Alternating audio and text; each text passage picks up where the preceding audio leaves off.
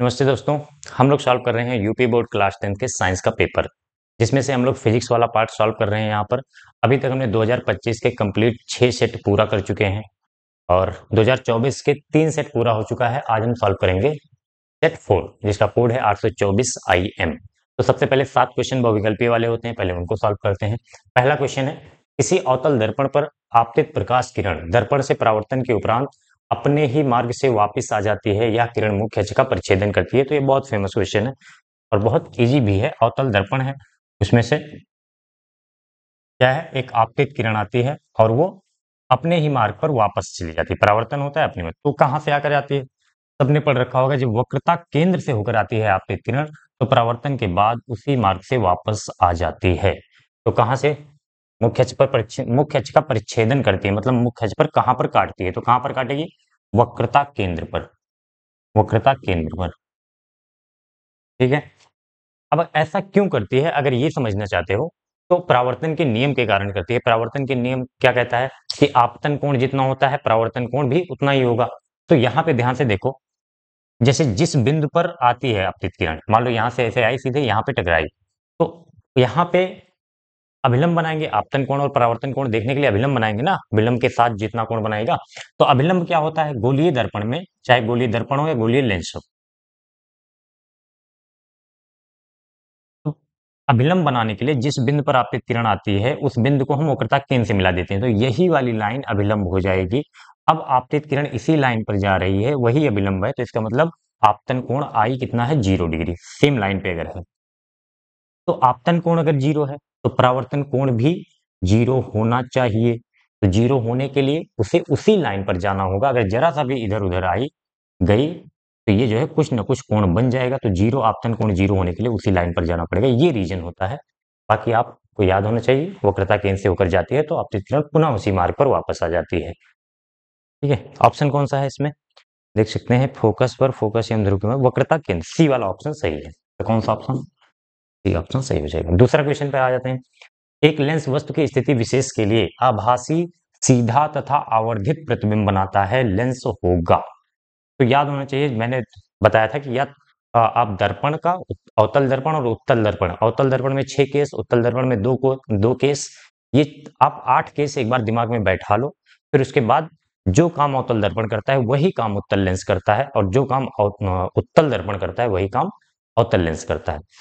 तो आपको याद होगा, अगर दर्पण वाला केस आपने रटा है, तो जब फोकस और ध्रुव के बीच में रखते थे तो वस्तु जब फोकस और ध्रुव के बीच में रखते थे तो प्रतिबिंब कैसा बनता था? एक तो आभासी बनता था, सीधा बनता है, आभासी है तो सीधा रहेगा ही, और वस्तु से बड़ा बनता है। और आभासी जो उत्तल दर्पण में बनता है वो वस्तु से छोटा होता है। यहाँ पे क्या कह रहा है? आवर्धित। कहाँ गया? आवर्धित। आवर्धित का मतलब होता है वस्तु से बड़ा बनना। तो यहाँ पे वस्तु से बड़ा बन रहा है, तो अगर दर्पण पूछा होता तो अवतल दर्पण हो जाता। लेंस पूछा है तो जो काम अवतल दर्पण करता है वही सेम काम उत्तल लेंस करता है। तो लेंस यहाँ पे कौन सा हो जाएगा? उत्तल लेंस। ठीक है। अब यहाँ पे रे डायग्राम में बना के नहीं दिखा रहा हूँ, ऑप्शन देख सकते हैं। पहला है अवतल, दूसरा उत्तल, तो बी ऑप्शन सही हो जाएगा। क्वेश्चन नंबर 3 पर आते हैं। नेत्र लेंस की फोकस दूरी में परिवर्तन किया जाता है।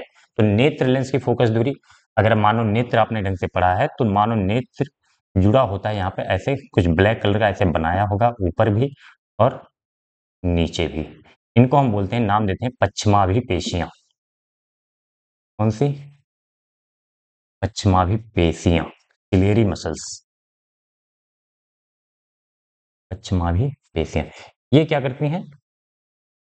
ये जो है थोड़ा सा कंप्रेस होकर, यानी कि सिकुड़ कर और फैल कर, जब सिकुड़ती हैं तो ये लेंस भी थोड़ा सा सिकुड़ जाता है, गोल हो जाता है, जिससे उसकी फोकस दूरी कम हो जाती है। और जब फैल जाती हैं तो ये लेंस और पतला हो जाता है, फैल जाता है, तो उसकी फोकस दूरी बढ़ जाती है। तो इस तरीके से पश्चिमाभिपेशियों के द्वारा जो है उत्तल लेंस, नेत्र लेंस की जो फोकस दूरी है वो परिवर्तन किया जाता है। ये ऑटोमेटिक अपनी आंख में होता है, हम लोग करते नहीं है। जैसे कि हमें जब दूर की वस्तु देखनी होती है, तो मतलब कुल मिला के हमें प्रतिबिंब कहाँ बनाना होता है? रेटिना पर। अब वस्तु की स्थिति तो अलग अलग आ रही, तो प्रतिबिंब भी अलग अलग जगह पर बनेगा।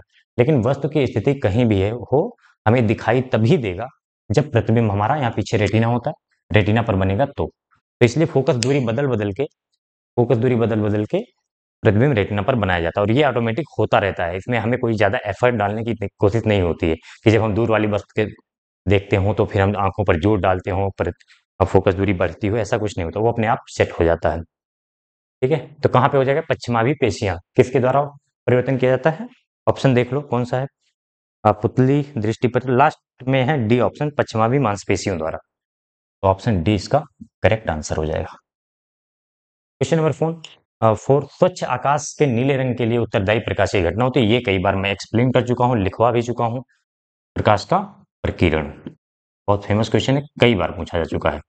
ऑप्शन कौन सा है? प्रकाश का प्रकीर्णन, बी वाला ऑप्शन सही है। ऑप्शन बी सही हो जाएगा। ठीक है, तो नेक्स्ट क्वेश्चन पर चलते हैं। नेक्स्ट क्वेश्चन है, किसी विद्युत बल्ब पर 440 वाट 220 वोल्ट अंकित है, बल्ब फिलामेंट का प्रतिरोध होगा। तो देखो 440 वाट, वाट किसका मात्रक होता है? पावर का, शक्ति का, और वोल्ट विभव का। तो आपको याद करो, पावर के 3 फार्मूले बताया होगा, एक उसमें से रहा होगा V I, I square by R, T V I T, और V square by R T. तो इसमें से देखो क्या क्या दिया गया है हमें, पी दिया है, वी दिया है, आई निकाल, क्यों आई निकाल क्यों रहे? क्योंकि प्रतिरोध निकालने के लिए ओम ला पड़ा होगा, V equal to I R होता है, और R equal to V upon I. तो वी तो विभव तो दिया गया है, आई नहीं पता है। यहां से पी इक्वल टू वी आई से हम क्या करेंगे? आई निकाल लेंगे। तो आई इक्वल टू क्या हो जाएगा? P upon we. पी कितना दिया है? 440, और अ, विभव कितना दिया? 220 वोल्ट। जीरो से जीरो हटाओ, 22 दूना 44। आई कितना आ गया? 2 एम्पियर आ गया। और प्रतिरोध कैसे करेंगे? R equal to V upon I, V है 220 वोल्ट, आई कितना आया है? 2। तो 2 से काटोगे, 2 इक्के 2, 2 इक्के 2, और जीरो, 110 ओम। ऑप्शन मैच करा लो, कौन सा ऑप्शन है? क्वेश्चन नंबर कौन सा है? 5। 5 में 110 ओम, डी वाला ऑप्शन 110 ओम है। ऑप्शन डी, ये ऑप्शन सही हो जाएगा। नेक्स्ट क्वेश्चन है क्वेश्चन नंबर 6, 5 के बाद 6। दो कॉलम दिए गए हैं और उनमें से कुछ फिगर बना हुआ है, कुछ नाम दिए गए हैं, इनको सही से मैच कराना है। तो ध्यान से देखो, पहले मैं सबके नाम बता रही हूँ। अगर प्रतिरोध, ये तो नॉर्मली अगर ये क्रॉस ना बना होता तो वो प्रतिरोध होता है, लेकिन अगर इस तरह से क्रॉस बना हुआ है तो ये, इसमें इसको हम बोलते हैं परिवर्ती प्रतिरोध। ये एक्चुअली जब आप 12th में पहुंचोगे, तो जब प्रैक्टिकल वगैरह कभी लैब में जाओगे, तो एक प्रतिरोध बॉक्स मिलेगा, तो उसमें से हम प्लग बनी होती है, प्लग लगा लगा हटा हटा के अलग अलग जगह चेंज करके प्लग को हम प्रतिरोध की वैल्यू बदल सकते हैं, जितनी हमें जरूरत होती है वो प्रतिरोध बदल सकते हैं। तो उसको हम इस चिन्ह से प्रदर्शित करते हैं। तो इसे क्या बोलेंगे? प्रतिवर्ती प्रतिरोध। तो ए में कौन सा ऑप्शन सही हो जाएगा, मैच करेगा? Third option B. ये ए लिखा हुआ है तो अमीटर होता है, धारा मापने का यंत्र होता है अमीटर, और विभव मापने का यंत्र होता है वोल्ट मीटर, उसमें वी लिखा जाता है, जो वोल्टेज नापता है, ये धारा नापता है। तो अमीटर कौन सा? चौथा। तो बी में क्या हो जाएगा? चौथा ऑप्शन मैच कर जाएगा। और ये सेल सबको पता होगा, एक लाइन बड़ी होती है, एक लाइन छोटी होती है, तो वो क्या हो जाता है? विद्युत सेल। तो सी में कौन सा? सी में सेकंड।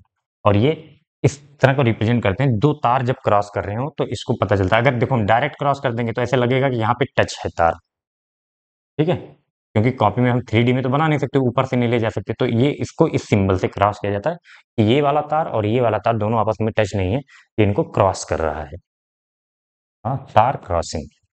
डी में क्या हो जाएगा? फर्स्ट। ऑप्शन मैच करा लो। ऑप्शन कौन है? ए में तीसरा, पहले में ए में तीसरा है, बी में चौथा है, और सी में दूसरा, डी में पहला। तो पहला ऑप्शन ही सही है, ध्यान से देखोगे तो पहला option, option A he match कर जा रहा है, यही आपका आंसर हो जाएगा। लास्ट क्वेश्चन है क्वेश्चन नंबर 7। किसी धारावाही परिनालिका को स्वतंत्रता पूर्वक लटकाने पर सदैव स्थिर रहेगी, दिशा दी गई है इसमें, कौन कौन सी दिशा दी गई है? पूर्व पश्चिम, उत्तर पूर्व, उत्तर दक्षिण, किसी भी दिशा में। तो उत्तर दक्षिण इसका सही आंसर होगा, उत्तर दक्षिण। देखो, चाहे आप कोई चुंबक ले लो, बार मैग्नेट आपके पास कोई चुंबक का छड़ हो, लैब में मिलता है, तो चुंबक का छड़ और धागा लेके उसको लटका दो, फ्रीली सस्पेंस कर दो, तो वो किधर रुकता है? हमेशा उत्तर और दक्षिण में रुकता है। क्यों रुकता है? पृथ्वी के चुंबकत्व के कारण। और धारावाही प्रणालिका में अगर करंट फ्लो हो रहा है तो वो भी एक चुंबक की भांति कार्य करता है, इसलिए ये भी उत्तर दक्षिण दिशा में रुकेगा। रीजन क्या है? पृथ्वी के चुंबकत्व के कारण, पृथ्वी के पास अपना चुंबकत्व है, इसीलिए जो ये होगा। बाकी और डिटेल में 12th में पढ़ोगे। उत्तर दक्षिण दिशा में कौन सा ऑप्शन है इसमें? Option C. तो बहुविकल्पी वाले क्वेश्चन खत्म होते हैं। चलिए नेक्स्ट क्वेश्चन पे चलते हैं।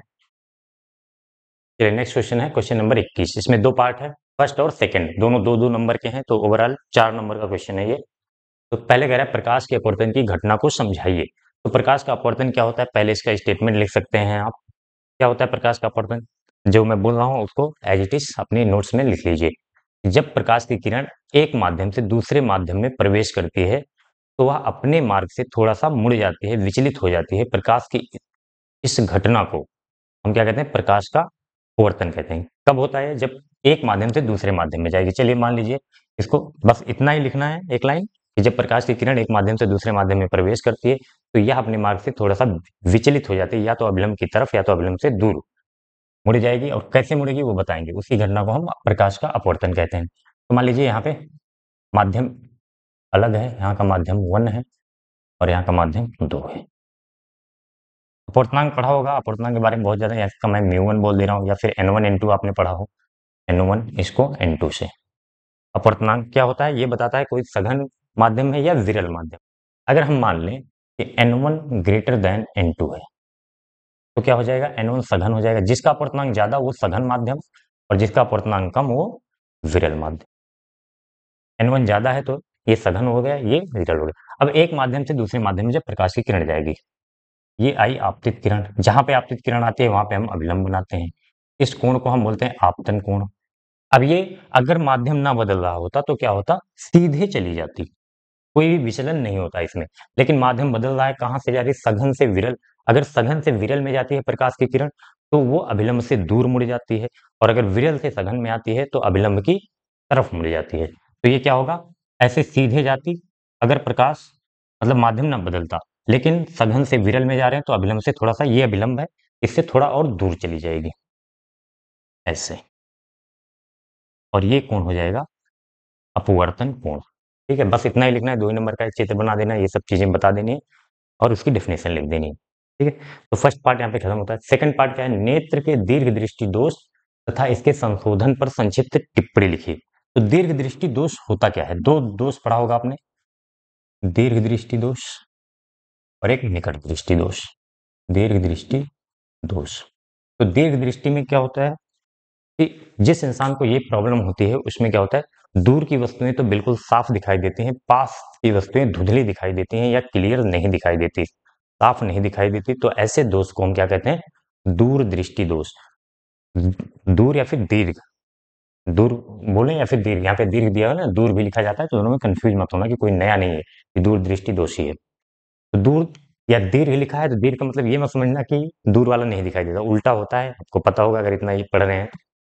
तो दूर की वस्तुएं तो साफ दिखाई देंगी, पास की वस्तुएं साफ नहीं दिखाई देंगी, धुंधली दिखाई देंगी, उस दोष को हम क्या बोलेंगे, दीर्घ दृष्टि दोष। इसमें होता क्या है, दरअसल आंखों में हमें पता है उत्तल लेंस लगा होता है, और यहाँ पे होता है रेटिना। रेटिना, अगर हमारा प्रतिबिंब, जो भी वस्तु का प्रतिबिंब यहाँ से अपवर्तन के बाद प्रतिबिंब बन रहा है वो रेटिना पर बनता है, तो वो वस्तु हमें क्लियर दिखाई देती है, क्योंकि सारी ऑप्टिक नर्व जो नसें होती हैं दिमाग तक जाती हैं वो रेटिना से जुड़ी होती हैं। अगर रेटिना के आगे कहीं बन गया प्रतिबिंब या पीछे बन गया तो क्या हो जाएगा, वो क्लियर हमें दिखाई नहीं देंगी, साफ नहीं दिखाई देंगी, क्योंकि उनका सिग्नल जो है वो माइंड तक पहुंच नहीं पाता है। अब इसमें होता क्या है, दीर्घ दृष्टि दोष में दूर वाली वस्तुएं तो साफ दिखाई देंगी, उनका रेटिना पर बनेगा, पास वाली वस्तुओं से जो आपतित किरण आती है उसका प्रतिबिंब रेटिना से थोड़ा सा पीछे बन जाता है, यहां प्रतिबिंब बन गया, प्रतिबिंब कहां बन गया, पीछे बन गया रेटिना के। ठीक है, प्रतिबिंब तो इसको भी लिख देंगे आप, दीर्घ दृष्टि दोष में प्रतिबिंब रेटिना के पीछे बनता है, प्रतिबिंब रेटिना के पीछे बनता है। अब रेटिना के पीछे बनता है तो हम क्या चाहते हैं कि प्रतिबिंब हमारा रेटिना पर आकर बने, यानी कि ये किरण और मुड़ के यहाँ पर कटे। ठीक है, तो कौन सा लेंस यूज करें, इसके संशोधन पर कौन सा लेंस यूज करें हम, तो अगर आप इसको और मोड़ना चाहते हैं, उत्तल लेंस क्या काम करता है, देखो उत्तल लेंस को अभिसारी कहते हैं, अवतल लेंस को अपसारी। अगर हमें किरण को और दूर करना होगा, दूर मोड़ना होगा, तो हम अवतल यूज करेंगे, और अगर पास में चाहते हैं तो उत्तल लेंस। तो इसलिए क्या करेंगे, यहाँ पर आगे एक उत्तल लेंस, उचित फोकस दूरी का उत्तल लेंस प्रयोग करेंगे, जिससे ये क्या होगा, थोड़ा सा और आगे आ जाएगा, और आगे फाइनल प्रतिबिंब यहाँ पर बन जाएगा रेटिना पर, और जब रेटिना पर बन जाएगा तो वो हमें दिखाई देगा। ठीक है, तो यही है, आप संशोधन में क्या लिखेंगे, इसके संशोधन के लिए या इसके निवारण के लिए, दूर दृष्टि दोष के निवारण के लिए हम उचित फोकस दूरी का एक उत्तल लेंस प्रयोग करते हैं। आप ये चीजें लिख दीजिए, थोड़ा सा फिगर वगैरह बना दीजिए। 2 नंबर का ये, 2 नंबर का ये, 4 नंबर कंप्लीट हो गया। चलिए नेक्स्ट क्वेश्चन पे चलते हैं। नेक्स्ट क्वेश्चन है क्वेश्चन नंबर 22 का फर्स्ट। 2 पार्ट इसमें भी हैं, 2-2 नंबर के दोनों।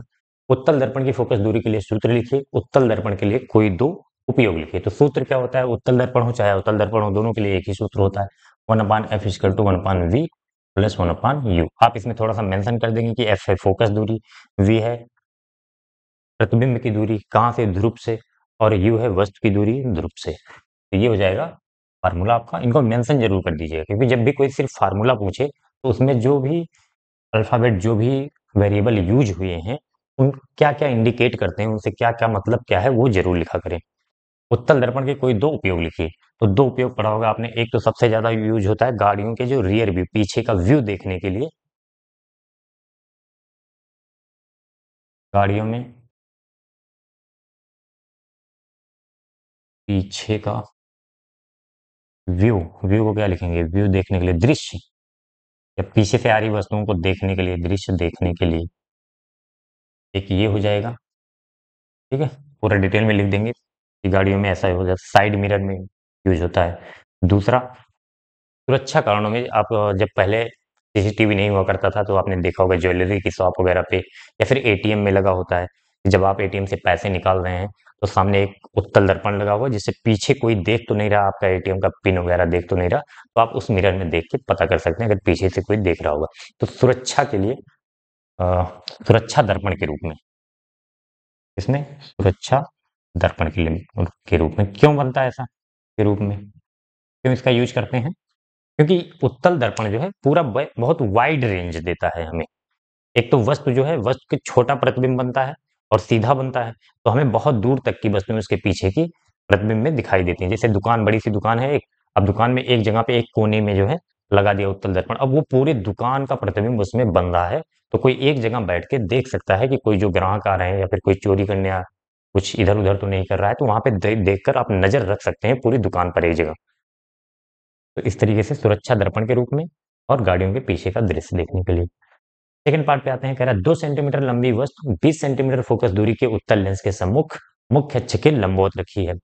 लेंस से वस्तु की दूरी 30 सेंटीमीटर है। प्रतिबिंब की स्थिति तथा प्रकृति ज्ञात कीजिए। कौन सा लेंस दिया है? पहले क्या क्या दिया है मैं ये देख लेता हूँ। एफ दिया है कितना फोकस दूरी? 20 सेंटीमीटर। उत्तल लेंस है तो प्लस का 20 सेंटीमीटर हो जाएगा। 2 सेंटीमीटर लंबी वस्तु, यानी कि वस्तु की ऊंचाई जो हम किससे लिखते हैं? एच ओ से 2 सेंटीमीटर दिया गया है।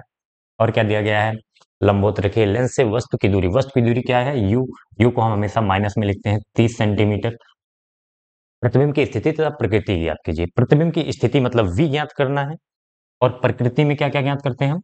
उल्टा बन रहा है, सीधा बन रहा है, उल्टा सीधा बताते हैं, वस्तु से छोटा है वस्तु से बड़ा, ये सब बताते हैं। तो सबसे पहले हम v निकालने के लिए लेंस फार्मूला यूज करेंगे। 1/f = 1/v - 1/u। 1/f की जगह पे क्या रखेंगे? f की जगह पे +20, 20 लिख दे रहा हूं मैं, बराबर 1/v तो हमें निकालना ही है, माइनस 1/-u। तो ये प्लस हो जाएगा, -30 रखेंगे यहाँ पे, माइनस माइनस प्लस हो जाएगा 1/30।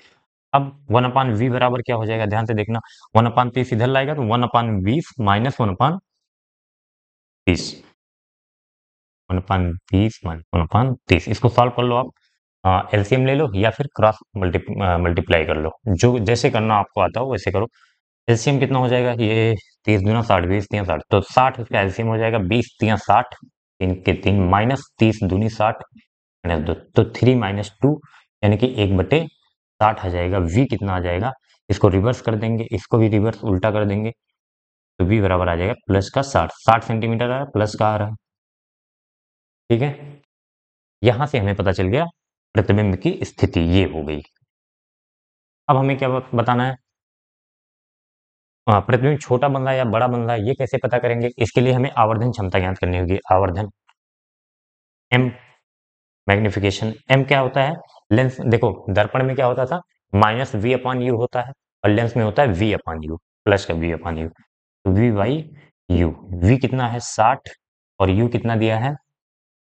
-30। तो 30 दूना 60 और ये माइनस यहाँ पे बचा हुआ है तो -2। अब -2 का मतलब 2 का मतलब है 2 गुना वस्तु से बड़ा, वस्तु से बड़ा। और अगर आवर्धन जो m की वैल्यू है वो माइनस में आ रही है तो इसका मतलब है प्रतिबिंब जो है उल्टा बन रहा है। माइनस क्या बताता है हमें? ये माइनस उल्टा। और उल्टा होगा तो कैसा होगा? कोई भी प्रतिबिंब, कोई भी लेंस हो, दर्पण हो, कहीं भी अगर प्रतिबिंब उल्टा बन रहा है तो वो वास्तविक होगा, और अगर सीधा बन रहा है तो वो आभासी होगा। तो उल्टा बन रहा है इसलिए वास्तविक हो जाएगी।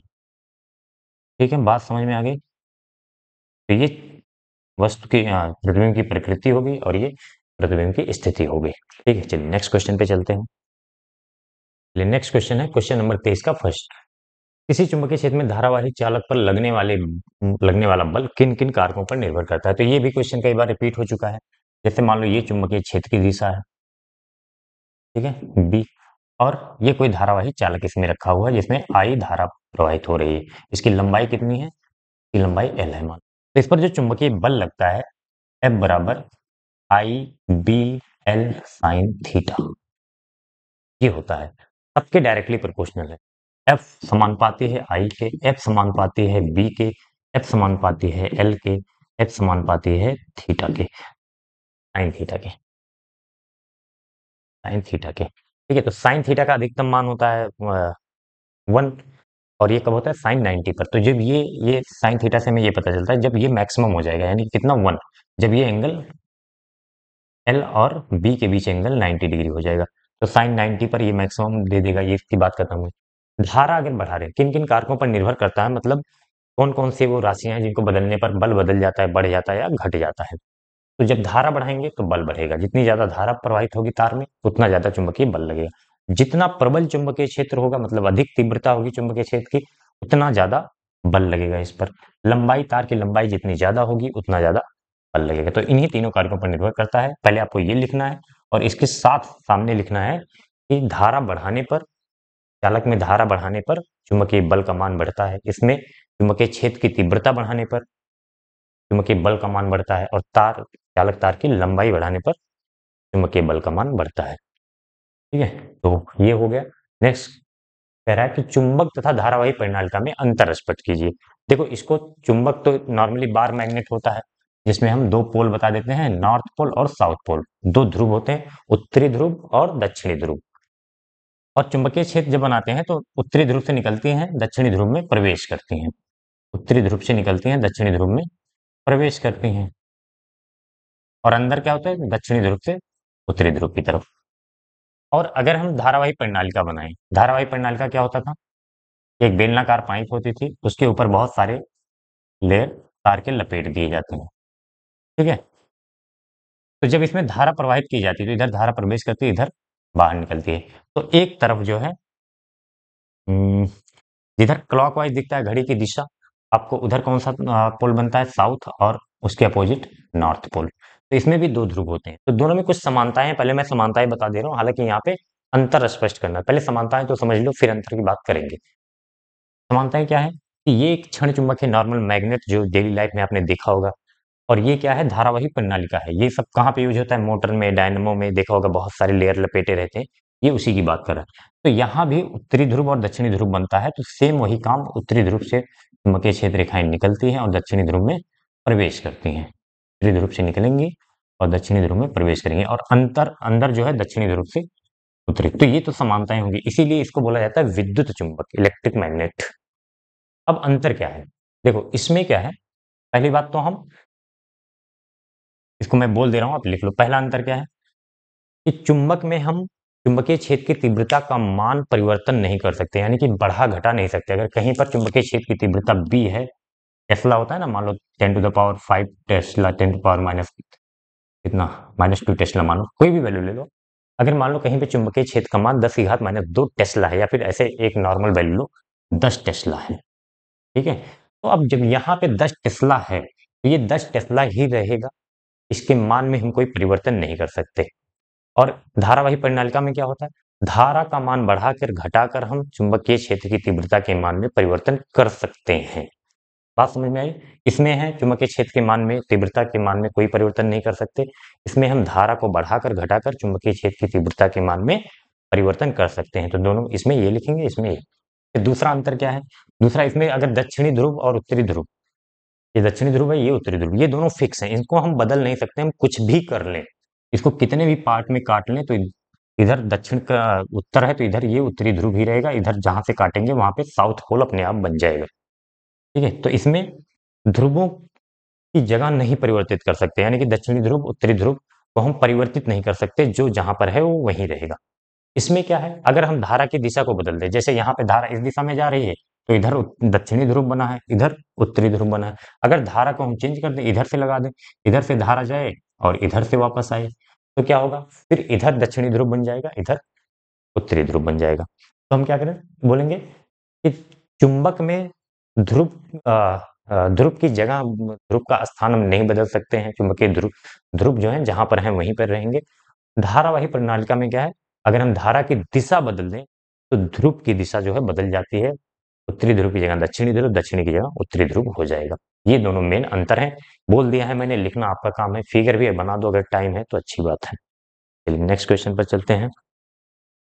नेक्स्ट क्वेश्चन है क्वेश्चन नंबर 24 का फर्स्ट, कह रहा है धारावाही चालक से संबद्ध चुंबकीय क्षेत्र की दिशा ज्ञात करने के लिए दक्षिण हस्त अंगुष्ठ का नियम लिखिए, सीधे धारावाही चालक द्वारा उत्पन्न चुंबकीय क्षेत्र रेखाओं को दर्शाइए। तो ये क्वेश्चन तो कई बार कर चुके हैं, चलिए एक बार फिर कर देते हैं। कौन सा नियम? दक्षिण हस्त अंगुष्ठ नियम। किस लिए यूज करते हैं दक्षिण हस्त अंगुष्ठ नियम, यानी कि दाहिने हाथ के अंगूठे का नियम? इसलिए यूज करते हैं चुंबकीय क्षेत्र की दिशा बताने के लिए। तो कैसे करते हैं, मान लीजिए कोई धारावाही चालक है, पहले इसको लिख लीजिए आप, मैं बोल दे रहा हूँ, या फिर लिखा होगा, कई बार नोट्स बनाया होगा, क्योंकि ये कई बार रिपीट हो चुका है क्वेश्चन ना। तो आप चाहे वहां से रिवाइज कर लीजिए, या फिर अगर वीडियो देख ही रहे हैं तो यहाँ पर एक बार फिर से यहीं पे रिवाइज कर लीजिए। हम क्या करते हैं, अपने दाहिने हाथ के अंगूठों तथा उंगलियों को इस प्रकार संयोजित करते हैं ताकि उंगलियां और अंगूठे के बीच 90 अंश का कोण बने। या फिर ऐसे लिख सकते हैं, हम अपने दाहिने हाथ के उंगलियों और अंगूठे को परस्पर लंबवत संयोजित करते हैं तथा उंगलियों को जिस बिंदु पर हमें चुंबकीय क्षेत्र की दिशा ज्ञात करनी है, उंगलियों को उस दिशा में रखते हैं, फिर जो है उंगलियों को मोड़ते हैं। अब मोड़ने का काम इधर ही मुड़ती है उंगलियां, इधर तो मुड़ेंगी नहीं, तो मोड़ते हैं, फिर उंगलियों की दिशा चुंबकीय क्षेत्र की दिशा को बताती है। बस इतना लिखना है, और चाहे तो हाथ वाला जो सिंबल बनवाया था वो बना सकते हैं। ठीक है, बस कुछ नहीं करना है, ऐसे लंबवत इसको आपको रखना है, उंगलियों को और अंगूठे को एक दूसरे के परस्पर लंबवत रखना है, और उंगलियों की दिशा को जिस बिंदु पर हमें चुंबकीय क्षेत्र की दिशा बतानी है उधर रखनी है। अभी मैं करके दिखाऊंगा तो ज्यादा जैसे समझे। फिर उंगलियों को मोड़ देना है, जिधर मुड़ेंगी उंगलियां वही चुंबकीय क्षेत्र की दिशा होगी। अंगूठा किधर रहेगा? धारा की दिशा में, जिधर करंट फ्लो हो रहा होगा। और क्या कह रहा है, सीधे धारावाही चालक द्वारा उत्पन्न चुंबकीय क्षेत्र रेखाओं को दर्शाइए। तो एक सीधा धारावाही चालक ले लो, इसमें आई धारा प्रवाहित हो रही, तो यहां पर मान लो चुंबकीय क्षेत्र की दिशा बतानी है, तो क्या करेंगे, अंगूठे को सीधा रखेंगे आ, धारा की दिशा में, और उंगलियों को उस बिंदु की दिशा में, और ऐसे मोड़ेंगे। तो ये अंदर की तरफ जा रहा है, तो अंदर को हम किससे रिप्रेजेंट करते हैं? क्रॉस से। ठीक है, यहाँ कहीं भी निकालेंगे तो ये क्रॉस से ऐसे मिलेगा। अगर हमें यहाँ पे निकालना हो, यहाँ पे, तो यहाँ पे कैसे लगाएंगे? धारा को ऐसे रखेंगे, उंगलियों को बिंदु की दिशा में और अंगूठे को धारा की दिशा में, फिर उंगलियों को ऐसे बाहर मोड़ेंगे। मोड़ेंगे, बाहर आ रहा है तो यहाँ पे बाहर आएगा चुंबकीय क्षेत्र की दिशा, तो बाहर को हम किससे? डॉट से। क्रॉस से कैसे बनाते हैं क्रॉस को? इसका मतलब है तल के अंदर, और डॉट का मतलब होता है तल के बाहर, तल के बाहर। ध्यान से देखो, अगर ये मार्कर मान लो हमारा धारावाही चालक है, इसमें करंट ऊपर की तरफ जा रहा है, तो अगर हम इस पर लगाएं अपना दाहिने हाथ के अंगूठे का नियम, तो अंगूठे को ऊपर की तरफ रखेंगे और उंगलियों को ऐसे कर्ल करें, तो ये पूरा एक वृत्त बनेगा कि नहीं? ऐसे पूरा यहाँ निकालें, यहाँ निकालें, यहाँ निकालें, तो ऐसे पूरा घुमाएं तो ये पूरा वृत्त बनेगा। यानी कि चुंबकीय क्षेत्र जो होता है वो एक वृत्ताकार रेखाएं होती हैं, पूरा वृत्त बनता है। जिस बिंदु पर निकालेंगे सब वृत्त बनेगा। यहाँ पे अंदर की तरफ जा रहे हैं, यहाँ से बाहर निकल रहे हैं इधर। इसको हम बोलते हैं संकेंद्री वृत्त, जिसका केंद्र तार पर होता है। संकेंद्री, संकेंद्री मतलब जिनका केंद्र, सभी वृत्तों का केंद्र एक ही जगह पर है। 3 वृत्त बने बनाए, संकेंद्री वृत्त केंद्र तार पर होता है।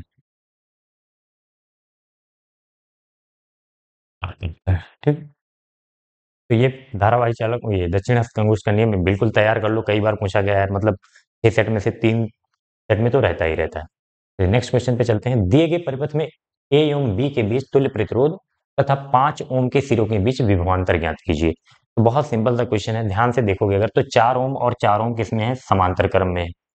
इतना देखना आ जाना चाहिए अब तक आपको। और 10 ओम और 10 ओम समांतर क्रम में है। तो हम क्या लिखेंगे, 4 ओम कॉमा 4 ओम समांतर में है। तो समांतर में है तो इनका तुल्य प्रतिरोध कितना हो जाएगा, समांतर क्रम में है। तो चाहे तो आप 1/R इक्विवेलेंट बराबर 1/R1 प्लस 1/R2 करो, लेकिन दो के लिए मैंने क्या बताया है, दो के लिए आर इक्विवेलेंट सीधा सीधा निकालो, ऊपर दोनों को गुणा करो, नीचे दोनों को जोड़ दो। 4 चौके 16 बटे 4 4 8, 8 दूनी 16। और अगर आसानी से करना है तो अगर समांतर क्रम में दो प्रतिरोध जुड़े हैं और दोनों की वैल्यू सेम है, जैसे यहाँ पे 4 4 है, यहाँ पे 10 10 है, तो क्या हो जाएगा, 2 से भाग कर दो, किसी एक प्रतिरोध में 2 से भाग कर दो, आ जाएगा। 4 बटे 2 कर दो तो 2 आ जाएगा। यहाँ पे 10 है तो 10 बटे 2 कर दो, 5 आ जाएगा। ठीक है, तो ये 2 हो गया। और 10 ओम और 10 ओम ये दोनों भी किसमें है, समांतर क्रम में है, समांतर क्रम में है। तो 10 का आर इक्विवेलेंट कितना हो जाएगा, ऊपर दोनों को गुणा करेंगे, नीचे दोनों को जोड़ देंगे, तो क्या है, 10 गुणे 10 100 आ जाएगा, और 10 प्लस 10 नीचे 20 आ जाएगा, तो 20 पंचे 100, 5 ओम हो जाएगा। बताओ, इन दोनों की जगह पर हम क्या लगा सकते हैं, 2 ओम, इन दोनों की जगह पर क्या लगा सकते हैं, क्या लगा सकते हैं, 5 ओम। तो एक बार बना दे रहा हूं फिर से सर्किट। ये हो गया 2 ओम इन दोनों की जगह पे, फिर बीच में 5 ओम पहले से लगा है, 5 ओम, फिर इसके बाद इन दोनों की जगह पर क्या लगा देंगे हम, कितना आया है, 5 ओम, 5 ओम। बैटरी कितने वोल्ट की है, 6 वोल्ट की बैटरी लगा देंगे। अब ध्यान से अगर देखोगे तो तीनों श्रेणी क्रम में है, तो आर इक्विवेलेंट तुल्य प्रतिरोध कितना हो जाएगा, श्रेणी क्रम में सबको हम जोड़ देते हैं, 5 प्लस 5 10 और 2 12, 12 ओम। ये तुल्य प्रतिरोध आ गया पूरे परिपथ का, यही हो गया तुल्य प्रतिरोध। ठीक है, दिख रहा है ना यहाँ तक। अब दूसरा क्या पूछ रहे हैं, 5 ओम के सिरों के बीच विभवांतर, यानी कि यहाँ पर क्या विभवांतर होगा, V मान लो। तो विभवांतर निकालने के लिए हमें क्या पता होना चाहिए, V बराबर होता है आई आर ओम्स लॉ से। R तो पता है 5 ओम, I नहीं पता है। I कैसे पता करें हम, बैटरी से देखो, जो भी धारा निकलेगी, यहाँ पे आ जाओ, यहाँ पे 5 ओम को देखो, तो जो भी धारा यहाँ से मान लो I धारा निकल रही है, तो तीनों श्रेणी क्रम में है, तो श्रेणी क्रम में सभी प्रतिरोधों में समान धारा प्रवाहित होती है। तो यहाँ से जब I धारा निकलेगी तो जो धारा इसमें जाएगी वही धारा इसमें जाएगी, वही धारा इसमें जाएगी।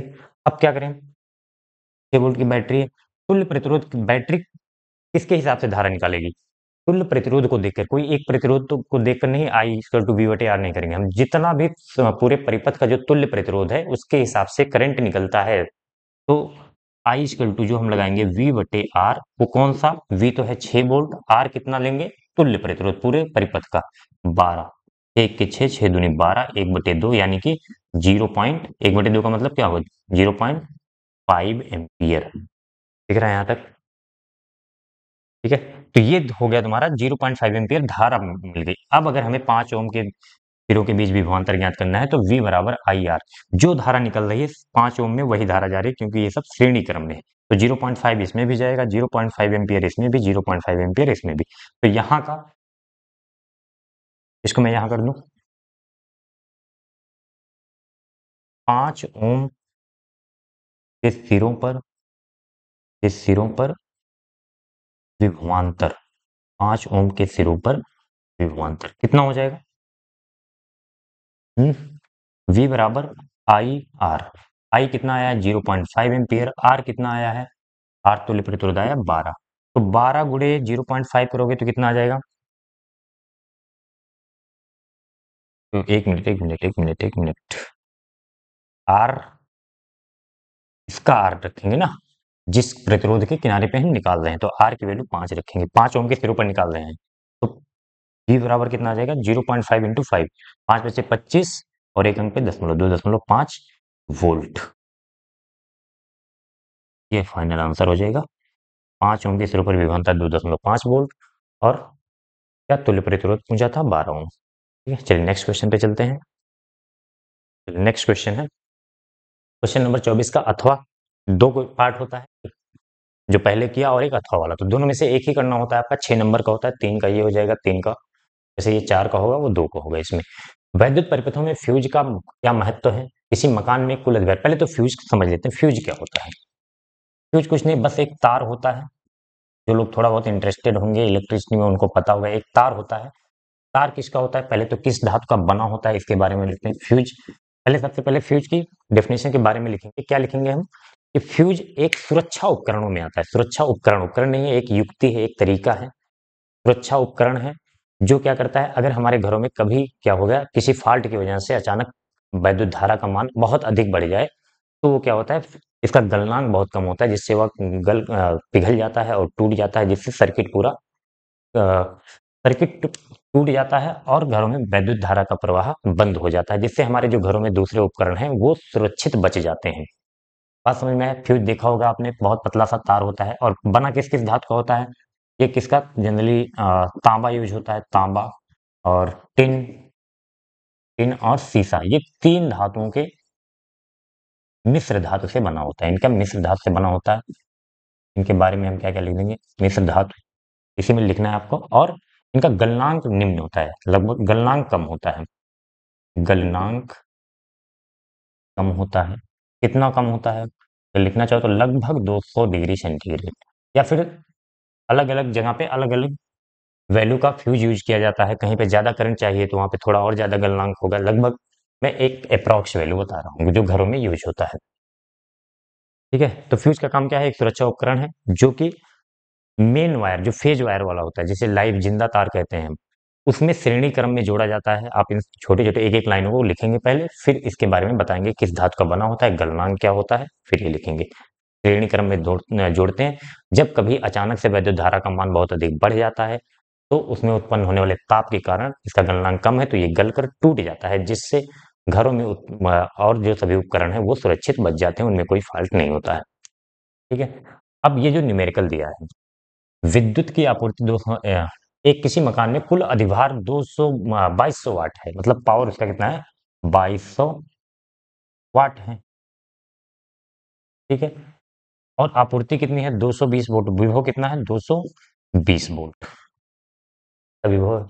तो यानी कि 2200 वाट चाहिए। शक्ति कितनी चाहिए उस घर में? पूरे जितने भी सभी उपकरण है सबको मिलाकर कितना है? 2200 वाट। और विभव कितना है? जो सप्लाई सबके घरों में 220 वोल्ट ही होती है। तो इसके बारे में हमें बताना है कि कितने अ, अनुमतांक, अनुमतांक मतलब वो वैल्यू क्या होगी फ्यूज की, जो है कि एक मैक्सिमम करंट झेलने की वैल्यू होती है, वो कितना वैल्यू होगा जिस पर वो पिघल जाएगा। मतलब कितना, तो हम देख लें कितने करंट की, कितनी वैद्युत धारा की जरूरत है, उतने वैद्युत धारा वाले अनुमतांक का हमें फ्यूज लेना होगा। तो अगर आपको ये फार्मूला पता हो, P इक्वल टू वी आई, तो I इक्वल टू क्या हो जाएगा? P upon V। P कितना है? 2200 और V कितना है? 220। जीरो से जीरो हटाओगे, 22 इक्के 22 और एक जीरो, तो 10 एम्पियर, 10 एम्पियर की करंट का अनुमतांक वाला जो है फ्यूज हमें लगाना पड़ेगा घर में। 10 एम्पियर से ज्यादा होगा, जब मान लो अचानक से कहीं 10 एम्पियर से अधिक बढ़ गया करंट, तो फ्यूज पिघल जाएगा और जिससे सारे सभी उपकरण हमारे सुरक्षित रहेंगे। ठीक है, तो ये क्वेश्चन खत्म होता है। अच्छा, एक क्वेश्चन, एक पार्ट और है, ऊर्जा के व्यवहारिक मात्रक। तो व्यवहारिक यानी कि कॉमर्शियल, जो घरों में, जो तुमने सुना होगा कि जब मीटर में जो बिल आता है घरों में, पूछते हैं हम कितने यूनिट यूज किया है, तो जो यूनिट होता है वो व्यवहारिक मात्रक है, लेकिन उसका एक्चुअल नेम है किलोवाट घंटा। किलोवाट, इसी को हम यूनिट बोल देते हैं, सामान्य बोलचाल की भाषा में यूनिट बोल देते हैं। किलोवाट घंटा शॉर्ट फॉर्म में KWH लिखते हैं, किलोवाट आवर। ठीक है, तो तीनों पार्ट हो गए। सबसे पहले फ्यूज के बारे में निकालना है, छोटा सा न्यूमेरिकल है इसको बता देना है, और फिर ऊर्जा का व्यवहारिक मात्रक किलोवाट घंटा लिख देना है।